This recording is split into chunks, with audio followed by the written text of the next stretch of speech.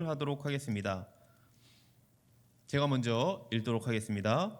예수께서 이 12를 내보내시며 명하여 이르시되 이방인의 길로도 가지 말고 사마리아인의 고을에도 들어가지 말고 가면서 전파하여 말하되 천국이 가까이 왔다 하고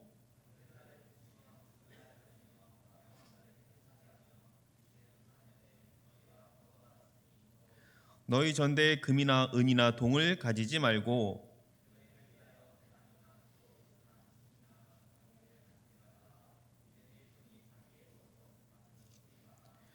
어떤 성이나 마을에 들어가든지 그 중에 합당한 자를 찾아내어 너희가 떠날 때까지 거기서 머물라. 그 집이 이에 합당하면 너희 빈 평안이 거기 임할 것이요 만일 합당하지 아니하면 그 평안이 너희에게 돌아올 것이니라.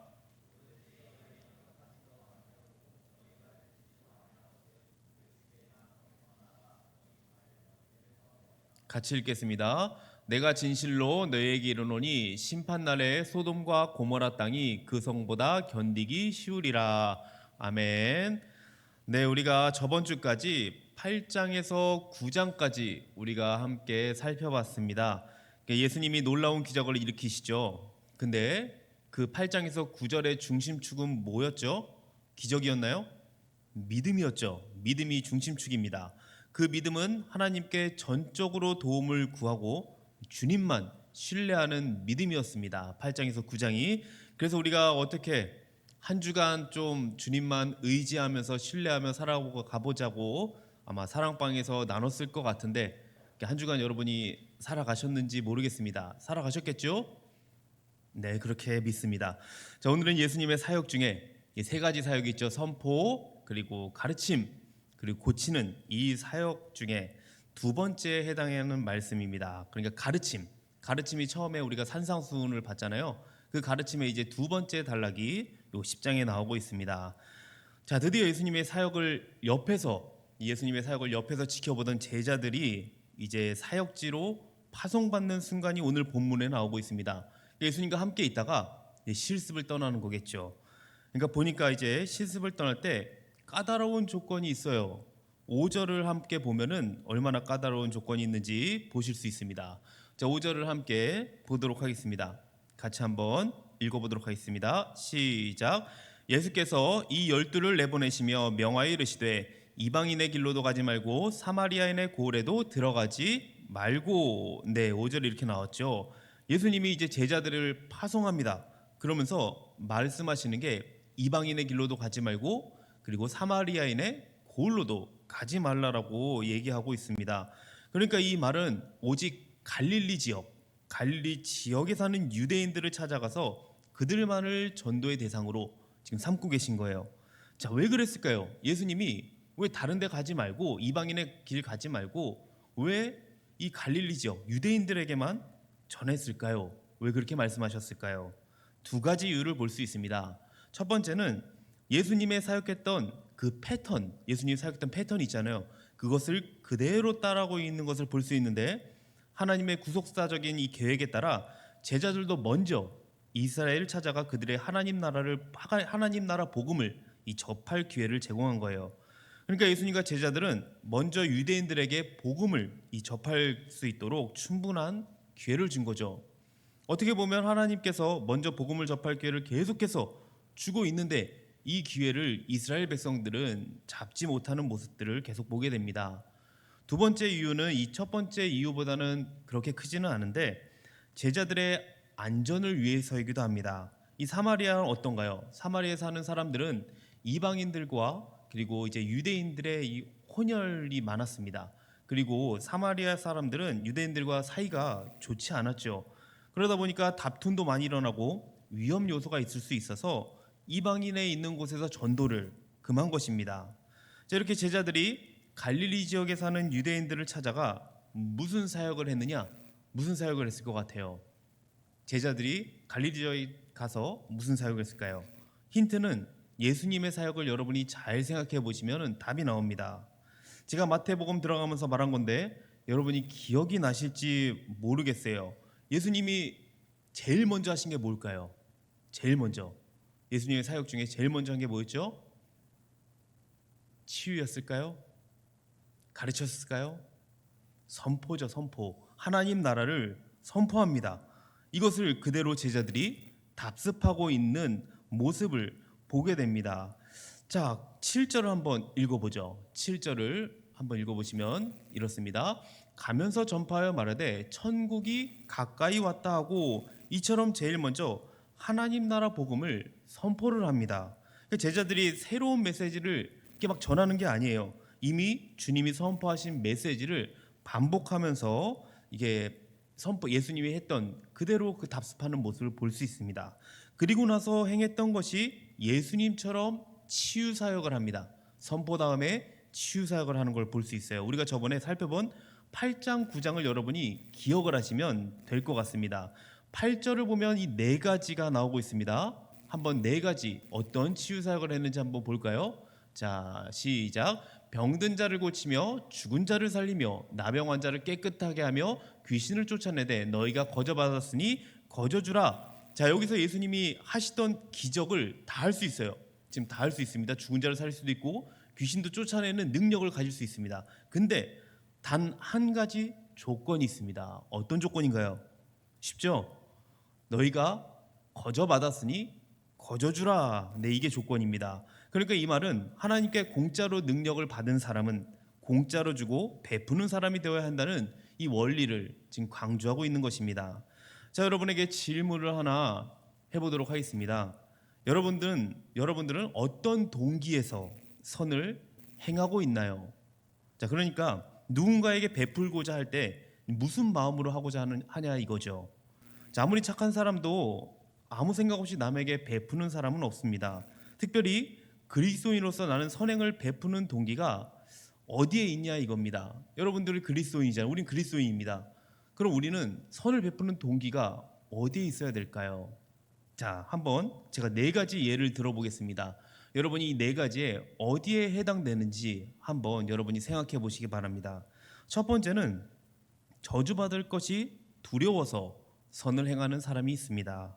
그러니까 안 하면 벌을 받을 것 같아서 착한 일을 한다라는 이 저주의식이 깊숙이 자리 잡고 있는 사람이에요.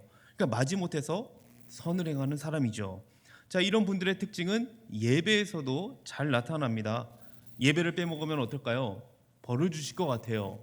그래서 예배에 절대 빠지지 않습니다. 그리고 인생이 꼬인다거나 어려움에 처할 때 어떤 생각이 들까요? 뭔가 나는 하나님이 내가 어려운 상황이니까 하나님께서 지금 나를 저주하고 있지 않는가 그런 생각을 하면서 나의 잘못부터 체크를 하게 됩니다. 그러니까 나의 죄된 모습, 죄가 뭐가 있는지 체크를 하게 되는 거죠. 그러면서 이런 생각도 해요. 내가 11조를 적게 냈나? 내가 11조를 빼먹은 게 있나? 그런 생각도 하기도 합니다. 자, 이런 분들이 있어요. 자, 이 말은 곧 스스로는 선을 행할 마음이 없는데 벌을 받을 것 같은 마음에 심판이 두려워서 이 선을 행하는 사람입니다. 이 첫 번째는 제가 해당이 됐던 것 같습니다. 저는 어렸을 때 다니면서 항상 11조를 내도 11조를 오히려 더 많이 냈던 사람입니다. 그러니까 11조를 혹시나 제가 11조를 빼먹지 않을까 해서 오히려 적게 내는 것보다 많이 내는 게 낫겠다 해서 오히려 11조를 더 많이 내서 하나님의 벌을 받지 않기 위해서 그런 생각을 했던 것 같아요. 또는 예배에 한 번도 빠진 적이 없습니다. 왜 빠지지 않았을까요? 빠지면 뭔가 벌을 받을 것 같은 느낌이 강하게 들었던 것 같습니다. 뭐 그것 말고도 뭐 다른 이유는 많았지만 아무튼 이것들이 좀 강했던 것 같습니다. 자, 하나님을 지나치게 무서운 하나님으로 인식하는 거예요. 하나님은 벌만 주시는 하나님이 아니시죠. 좋은 것을 훨씬 많이 주시는 분입니다. 그런 의미에서 이것은 그리 썩 좋은 동기는 아니라고 보여집니다. 두 번째 경우는 보상을 바라고 선을 행하는 경우입니다. 그러니까 무언가를 바라는 마음으로 남에게 베풀어요. 아마도 대부분의 사람이 가질 수 있는 동기가 이것이지 않을까 생각은 합니다. 당연히 우리는 선을 베풀고 살아야 합니다. 그리고 복도 받아야 합니다. 그러나 보상을 바라거나 복을 받기 위해서 선을 행하는 것은 아니라는 거죠. 물론 성경에 보면 선행에 대한 이 보상을 언급하고 있기도 합니다. 대표적으로 시편 37편 25절에 보면은 이렇게 나와 있습니다. 어떻게 나와 있냐면 함께 보시죠. 시작. 내가 어려서부터 늙기까지 의인이 버림을 당하거나 그의 자손이 걸식함을 보지 못하였도다. 자, 우리가 베푸는 선이나 의로운 삶에 대해서 하나님은 복으로 갚아주십니다. 그런데 이 복의 개념을 우리가 살짝 오해하고 있다는 게 문제입니다. 복을 생각할 때 우리는 내가 잘 되는 것을 복의 개념으로 생각하는 분들이 많이 있습니다. 그러다 보니까 나의 일이 잘 풀리거나 좋은 일이 생겼다, 우리는 뭐라고 표현하죠? 아, 하나님께 복 받았구나 라고 생각을 합니다. 그래요, 이것도 틀린 말은 아닙니다. 그런데 내 입장에서 복이 아니라 하나님 입장에서 복이라는 거예요. 어떤 때는 나에게 안 좋은 것일 수 있어요. 근데 하나님 관점에서는 나에게 이로운 것이라면 그것이 복이 될 수 있다는 거예요. 그렇기 때문에 내가 받을 복을 먼저 정해놓으면 안 돼요. 얻을 것을 먼저 생각하는 것은 좋은 태도가 아니라는 거예요. 이런 심리를 우리는 뭐라고 하죠? 보상 심리라고 합니다. 결국 보상이라고 하는 것은 주는 자의 몫입니다. 한마디로 나에게 결정권이 있는 것이 아니라 주시고 안 주시고는 하나님께 속한 문제라는 거죠. 자, 세 번째는 공로주의자의 입장에서 선을 행하는 경우예요. 공로주의자. 자, 이게 무슨 경우냐 하면 항상 내 것을 준다는 마음으로 살아갑니다. 아, 좋아요, 그렇죠? 근데 남에게 베풀면서도 내심은 자기 공로를 쌓아가면서 그때마다 자기 의의를 내세우는 사람입니다. 주는 것으로 자기 존재의 만족을 찾으려는 사람이에요. 이런 사람은 자기보다 처지가 나은 사람보다는 언제나 자기에게 무언가를 받고 고마워할 수 있는 처지에 있는 사람들과 어울리게 됩니다. 자기보다 좀 못한 사람, 자기보다 가난한 사람들 속에서 자신이 좀 우월하다는 그런 것을 느끼면서 쾌감을 얻는 사람이에요. 어떻게 보면은 겉으로 굉장히 교만한 사람이죠. 굉장히 겸손한 것 같이 보여요, 겉으로는. 근데 속은 굉장히 교만한 사람입니다. 이거는 남들은 잘 모를 것 같습니다. 남들이 볼 때는 겸손한 것 같이 보일 수 있지만 본인은 알 거예요. 본인은 교만한 사람인 것을 알 수 있습니다. 네 번째 경우는 베푸는 선이란 이미 받은 것을 주는 것이라고 생각하는 경우입니다. 나에게 주어진 모든 것 자체가 은혜라고 주어진 것이라고 생각하는 사람이에요. 그러다 보니까 내가 가지고 있는 것들, 내가 누리고 있는 것들, 이 모든 것이 은혜에서 비롯되었기 때문에 이제 은혜로 나누는 사람입니다. 말하자면 내가 다른 사람에게 선을 베푸는 것은 마땅한 일일 뿐이지 자랑할 것이 아니라는 거예요. 당연히 해야 할 일을 선이라고 생각하고 베푸는 일이 의무라고 생각할 수 있는 경지까지 이르러야 우리는 은혜 입은 그리스도인이라고 할 수 있습니다. 자, 그러면은 이 네 가지를 여러분이 살펴봤는데 이제 한번 생각해 봅시다. 여러분의 선의 동기가 어디에 있습니까? 우리 동원교회 비전하우스 청년들은 마지막 네 번째겠죠? 네, 마지막 네 번째라고 저는 믿습니다. 은혜 입은 그리스도인의 마땅한 선. 이것이 오늘 여러분의 입장이기를 주님의 이름으로 축복합니다. 자, 오늘 본문은 그리스도인의 선에 대하여 가장 근본적인 정신을 가르쳐주고 있습니다. 거저 받았으니 거저 주라. 네, 여기에 중요한 것은 먼저는 거저 받았다는 것을 인식하셔야 돼요. 인식하는 것부터 출발을 합니다. 거저 뭡니까? 공짜, 은혜, 선물, 이 말이죠. 나의 공로나 나의 의가 조금도 개입됨이 없이 그냥 받았다는 말이 거저입니다. 예수님께서 12제자를 부르십니다. 그런데 인간적인 생각으로 그들을 하나하나 살펴본다면 어떤가요? 별로 그렇게 볼품없어요. 갈릴리에서 물고기나 잡던 사람들이 대부분이고, 그리고 세관에 앉아서 세금이나 걷던 세리였습니다. 그런 사람들을 무조건적으로 선택하셔서 제자로 삼으십니다. 이렇게 예수님의 제자가 되었다는 것도 얼마나 고맙습니까?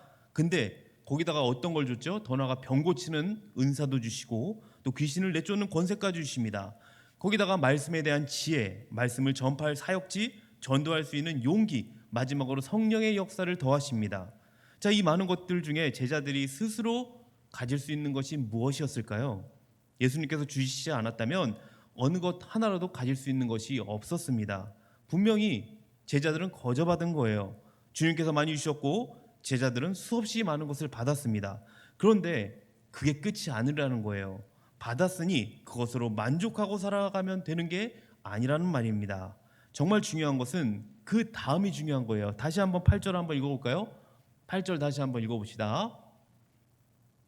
시작. 병든 자를 고치며 죽은 자를 살리며 나병한 자를 깨끗하게 하며 귀신을 쫓아내되, 이게 중요해요. 너희가 거저받았으니 거저주라.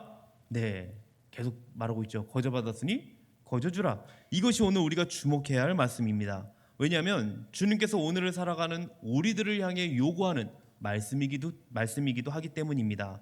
그러면 생각해 봅시다. 우리가 받은 것은 무엇인가? 내가 받은 것은 무엇이 있는가? 혹시 아직도 내가 받은 것이 무엇인지도 모르고 살아가는 사람이 있습니까? 아니면 하나님 앞에 받은 것이 아무것도 없다고 뻔뻔하게 잡아떼며 살아가는 사람이 있는지 모르겠습니다. 아니면 아직 누군가에게 무엇 하나 주지 못하고 살아가는 사람은 없나요?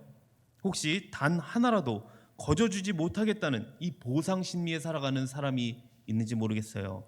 여러분, 내 주변은 내가 거저줘야 할 대상임을 잊지 말기 바랍니다. 하나님의 것을 하나님께로 돌리는 것뿐인데 뭐가 그리 우리는 대단할까요? 우리는 하나님 앞에 이 헌금을 하면서도 보상 심리로 드릴 때가 있습니다. 헌금 드리는 것마저도 우리는 기분 따라 드릴 때가 많아요. 또한 나의 유익을 챙겨놔요. 헌금을 하더라도 이만큼 내가 헌금을 하고 그 다음에 허들의 마음으로 그 다음에 드릴 때도 있습니다. 저도 신앙생활을 하면서 이런 부분을 여러분과 똑같이 느끼고 똑같이 들어봤기에 충분히 이해가 갑니다. 그런데 오늘 본문에서는 이렇게 말하죠. 하나님께 거저받았으니 거저드린다. 이 마음을 여러분이 가지시기 바랍니다. 그럴 때 내 기분, 내 환경에 좌우되지 않습니다. 그리고 헌금에 대한 것뿐만 아니라 이 11조까지도 우리는 그 내 믿음을 지켜나갈 수 있다는 것입니다. 여러분, 아무리 생각해도 우리는 받은 것이 너무나 많습니다. 이제 우리가 해야 할 일이 뭘까요? 이제 우리가 뭘 해야 될까요? 우리는 다음 세대 그리고 교회 공동체를 위해 더 나아가서 우리 주변 사람들에게 내가 거저받은 것을 거저주는 일을 하시기 바랍니다. 9절 10절을 한번 보도록 하죠. 9절 10절에 보면 선교 여행을 떠날 때 뭐라고 하냐면 금이나 은이나 동을 가지지 말고 배낭이나 두벌옷이나 신이나 지팡이도 가지지 말라고 합니다. 이것을 보면 뭔가 여행 경비를 챙겨서 떠나지 말라는 뜻같이 보여집니다. 하지만 앞에 우리가 8절을 봤잖아요. 8절과 연결해서 본다면 이 사역의 대가로 돈을 받아서 전대를 채우는 일이 없게 하라는 의미예요. 어떤 분들은 이 구절을 가지고 돈을 한 푼도 안 가지고 선교나 전도를 가시는 분들이 있습니다. 하나님의 도움만, 내가 오직 하나님의 도움만 구합니다라는 의미로 볼 때는 아주 좋은 의미인 것 같습니다. 하지만 그렇게 가서 욕을 먹는 경우도 많다는 겁니다. 선교의 목적이 뭐죠? 예수 그리스도를 전하는 것인데 그것이 되기도 전에 쫓겨날 수도 있다는 것입니다. 그래서 저는 어느 곳을 가든지 철저한 준비와 그리고 더불어서 기본적인 필요한 돈은 가져가는 것이 맞다고 봅니다. 그곳에서 사역을 할 때 우리가 앞에서 살펴봤듯이 하나님께 거저받았으니 거저드리는 마음으로 사역을 하면 되는 것입니다. 자, 12절에 보시면 제자들이 선교여행을 가서 어느 집에 들어가든지 먼저 평안하기를 빌고 있습니다. 그 당시 집에 들어갈 때 인사가 평화와 건강을 빌어주는 거였어요. 그런데 예수님은 이 같은 정서를 한 차원 더 끌어올립니다. 하나님 나라의 평안을 빌어주어서 그 집안이 복음을 접할 수 있도록 하라는 것입니다. 자, 만약 그 집안이 복음을 긍정적으로 받아들인다면 그 집안의 평안이 임할 것이고 복음을 거부하면 제자들이 빌어준 복이 그들에게 돌아올 것이라는 것입니다. 여러분이 생각했을 때 제자들이 복음을 전할 때 복음을 전하잖아요. 집집마다 많은 곳에 돌아다녔을 거예요. 복음을 전할 때 몇 가정이나 이 복음을 받아들였을까요? 몇 가정 정도 받아들였을까요? 엄청 많이 아마 전도를 했을 것입니다. 아마 많은 사람들이 복음에 긍정적으로 반응하지는 않았을 거예요. 오히려 적대적으로 반응하는 사람들이 많았을 겁니다. 이럴 때 예수님은 14절에 발의 먼지를 털어버리라고 합니다. 자, 여기서 우리가 배워야 하는 교훈이 있습니다. 사람들이 예수님과 제자들이 전한 복음을 거부하잖아요. 예수님과 제자들의 복음도 거부한단 말이에요. 하물며 우리가 전하는 복음은 얼마나 더 거부를 할까요? 그렇기 때문에 여러분 전도가 잘 안 된다고, 선교가 어렵다고 좌절하지 마세요. 그냥 거기서 끝나는 게 아닙니다. 우리는 결과에 연연하지 않고 계속 전하면 되는 거예요. 제가 이야기를 하나 들려드리고 마치려고 합니다. 한 소년이 있었습니다. 무거운 물건을 들지 못했어요. 그래서 이 물건을 들려고 끙끙대고 있는데 옆에 누가 있었냐면 아버지가 있었어요. 아버지가 있는 힘을 다해보라고 합니다. 물건을, 뭐 무거운 물건이었나 봐요. 근데 이제 못 든 거예요. 그래서 다시 한번 들어봐 해서 젖먹더니까지 내서 들어보려 하지만 꿈쩍을 하지 않습니다. 결국 지친 소년은 아버지에게 말합니다. 도저히 내 힘으로는 될 것 같지 않아요 라고 아빠에게 말해요. 아버지는 말합니다. 아니다, 너는 너의 힘을 다 쓰지 않았어 라고. 소년은 이렇게 자기 힘을 다 썼는데 안 되니까 그래도 또 해봐요. 젖먹더니까지 또 다시 써보는데 도저히 안 된다고 얘기를 합니다. 그때 아버지가 이렇게 말해요. 얘야, 너는 왜 아버지에게 도와달라고 하지 않았니? 라고 합니다. 아버지의 힘도 결국 소년의 힘이었던 거예요. 예수님은 의심하는 제자들에게 마지막 지상 대명령을 주시면서 하늘과 땅의 모든 권세를 내게 주셨으니 나도 너에게 준다고 말씀하십니다. 그리고 내가 세상 끝날까지 항상 너희와 함께하리라 라고 약속을 해주십니다. 또한 이런 말을 하죠. 할 수 있거든이 무슨 말이냐? 믿는 자들에게는 능히 하지 못할 일이 없느니라 라고 말씀하십니다. 우리 주님은 우리에게 사명을 맡기실 때 그냥 보내지 않으십니다. 감당할 능력을 주신다는 사실을 믿으시기 바랍니다. 내 힘으로 하려고 하니까 힘든 거예요. 내 힘으로 하려니까 너무 힘들어요. 주님이 나와 함께함을 믿고 주님의 능력을 하면 우리는 못할 일이 없습니다. 주님이 부르셨다는 이 확신을 가진 사람은 자신의 능력을 보지 않아요. 왜냐하면 주님의 일이기에 주님께서 능력을 주실 것이기 때문입니다. 오늘 우리는 주님께 거저받은 것들을 모든 필요한 것에 사용하시기 바랍니다. 여러분들이 한번 생각해 보시기 바라요. 사람마다 느껴지는 것이 다를 것입니다. 어떤 사람은 어떤 것을 몸으로 내가 더 사용할 수 있는 곳에 몸으로 사용할지 모르겠습니다. 아니면은 내가 받은 물질로 사용할 수 있는 사람이 있을지 모르겠어요. 아니면 내가 받은 재능을 통해서 그리고 사명을 가지고 필요한 곳에 사용할 수 있을 것입니다. 여러분, 그것이 무엇이 됐던 주님은 우리에게 능력을 더하실 것이라는 거예요. 할 수 있는 힘을 더하실 것입니다. 그래서 우리는 주님의 제자로서 우리에게 맡겨진 사명을 감당하시기 바랍니다. 여러분이 한번 오늘 말씀을 잘 생각하시면서 오늘 말씀을 가지고 또 사랑방에서 나누시면서 또 더욱더 큰 은혜가 있기를 바랍니다.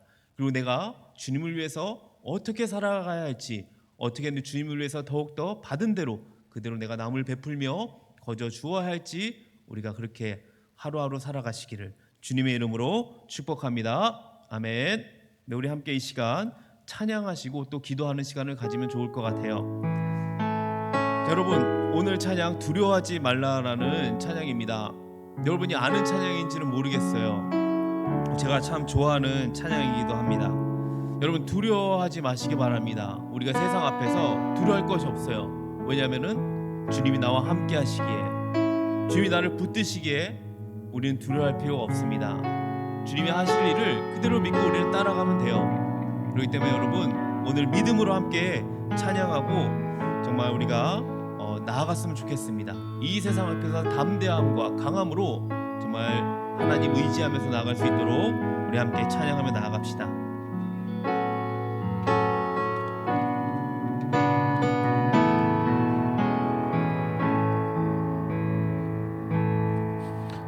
두려워 말라 너와 함께 함이니 놀라지 말라 나는 내 하나님 됨이니 무서워 말라 내가 널 도와주리니 너는 마음에 염려치 말라. 우리 한 번 더 잘할까요? 두려워 말라.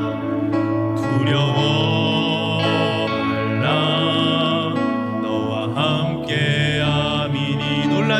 말라 놀라지 말라 나는 내 하나님 됨이니 무서워 말라 내가 널 도와주리니 너는 마음에 염려치 말라 내가 너를 굳세게 하리라 내가 너를 굳세게 하리라 내 손으로 너를 꼭 붙잡아 주리라 내가 너를 의롭게 함이니 너는 마음에 염려치 말라.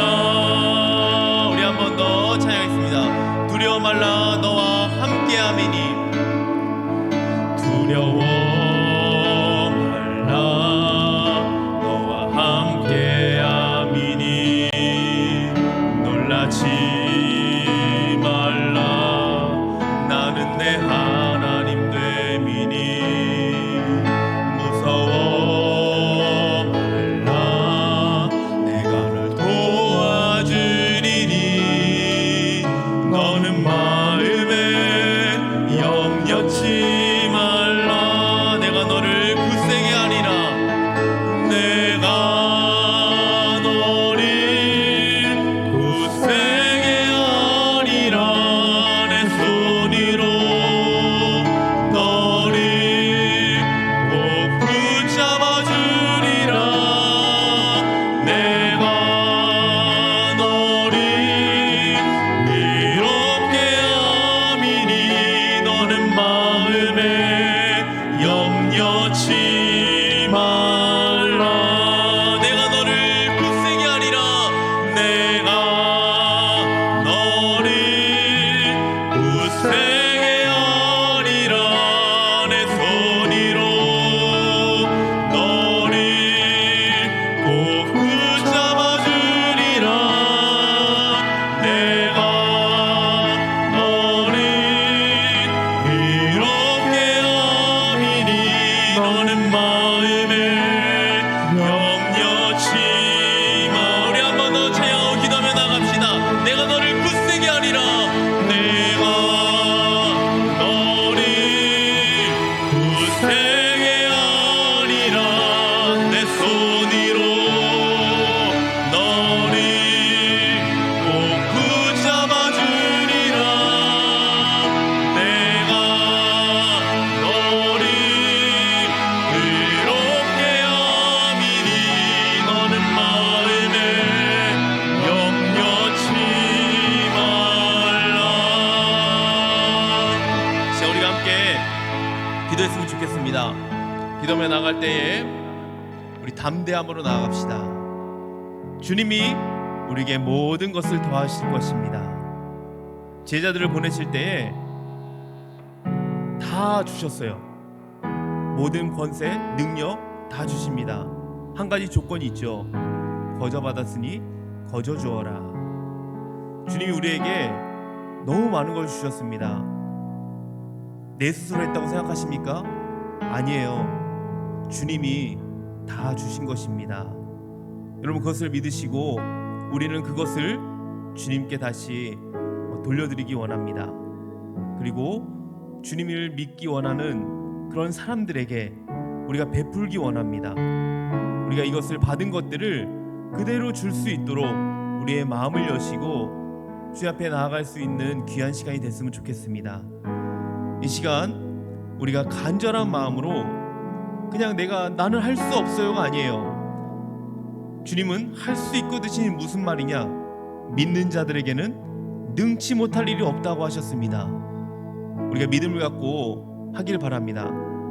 우리가 이 시간 함께 오늘 이 말씀을 갖고 함께 기도했으면 좋겠고요. 그리고 우리 안에서 이제 청년부시를 같이 함께 해나갈 거예요. 만들어 갈 겁니다. 겉으로 볼 때는 너무나 힘든 일이고 그리고 안 될 것 같은 일들이 너무나 많습니다. 우리 힘으로는 안 될 것 같아요. 하지만 주님이 행하신다면 될 것입니다. 못할 일이 없을 거라고 믿습니다. 이 시간 우리가 함께 기도하면서 준비해 나갔으면 좋겠어요. 우리 같이 이것을 놓고 함께 기도했으면 좋겠습니다. 우리 같이 오늘 말씀과 그리고 앞으로 진행될 우리 청년부시를 위해서 우리 같이 우리 주여 한번 외치고 우리 기도하며 나가도록 하겠습니다. 주여, 주여 하나님 아버지, 이 시간도 또 하나님 앞에 기도하며 나아갑니다. 오늘 또 주님의 말씀 들고 우리가 하나님 아버지 기도하며 나아갑니다. 주님, 어떤 것이 되었든 주님은 우리에게 능력을 더하실 것입니다. 할 수 있는 힘을 우리에게 주실 것입니다. 우리는 주님의 제자로서 맡겨진 사명을 더욱더 주님 하나님 아버지 감당하기 원합니다. 맡겨진 것들을 하나님 아버지 더욱더 우리가 베풀며 나가기를 원합니다. 우리에게 모든 것을 주신 주님께 감사함으로 하나님 아버지 나가게 하여 주시옵소서. 주님 하나님 아버지 앞에 나가지 못한 우리 청년들이 있습니까? 주님 하나님 아버지, 내가 받은 것이 없다고 생각하는 청년이 있습니까? 주여 하나님 아버지 깨닫게 해주시고, 주여 하나님 아버지 모든 것을 더하신 그 주님 앞에 우리의 모든 것을 하나님 아버지 드릴 수 있는 마음 더하여 주시옵소서. 성령님께서 우리의 마음을 주장하여 주시옵시고 우리가 할 수 있는 힘을 주시옵소서. 강호 담대함을 넣어 주시옵소서. 주의 믿음을 넣어 주시기 원합니다. 주님 또 하나님 아버지 우리 청년부시를 놓고 우리가 간절히 하나님 아버지 기도하며 나아갑니다. 주님 아버지 아직 이루어지지 않았지만 계획하면서 또 하나님 아버지 우리가 준비하며 나가고자 합니다. 주님 할 수 있는 힘을 넣어 주시고 우리가 합심해서 정말 하나님 아버지 나아갈 때에 주님 아버지 대기치 못한 일들로 또 하나님 아버지 주님께서 하나님 아버지 할 수 있도록 도와주시고 감당할 수 있도록 모든 것 이끌어 주시옵소서. 정말 아버지 이것들을 통하여서 우리가 더욱더 하나님 아버지 단합되게 해 주시옵시고 우리가 더욱더 하나님 아버지 옆에 나갈 수 있도록 우리 귀한 공동체가 될 수 있도록 믿음의 공동체가 될 수 있도록 주여 인도하여 주시옵소서. 나오지 못한 우리 청년들을 기억하여 주시고 또 하나님 아버지 아픔 가운데 있는 청년들을 기억하여 주시고 주님께서 하나님 아버지 그들도 위로하여 주셔서 다시 회복되어지며 주 앞에 나아갈 수 있도록 주여 붙잡고 인도하여 주시옵소서. 주님 하나님 아버지 우리 기도합니다. 기도 응답하여 주시옵소서. 우리에게 하나님 아버지 결단의 능력을 넣어 주시고 주 앞에 하나님 아버지 그 결단대로 우리가 하나님 아버지 행하며 나아갈 수 있도록 순종의 은혜도 주님 허락하여 주시옵소서. 주 앞에 나아가기 원합니다. 우리의 마음을 붙잡아 주시고 하루하루 살아갈 때에 주님과 하나님 아버지 교제 가운데 살아가게 하여 주시옵소서. 말씀과 기도가 떠나지 않게 하여 주시고 늘 어떠한 가운데서도 주님 말씀 붙잡고 힘을 얻으며 살아갈 수 있는 우리 귀한 모든 공동체 될 수 있도록 인도하여 주시옵소서.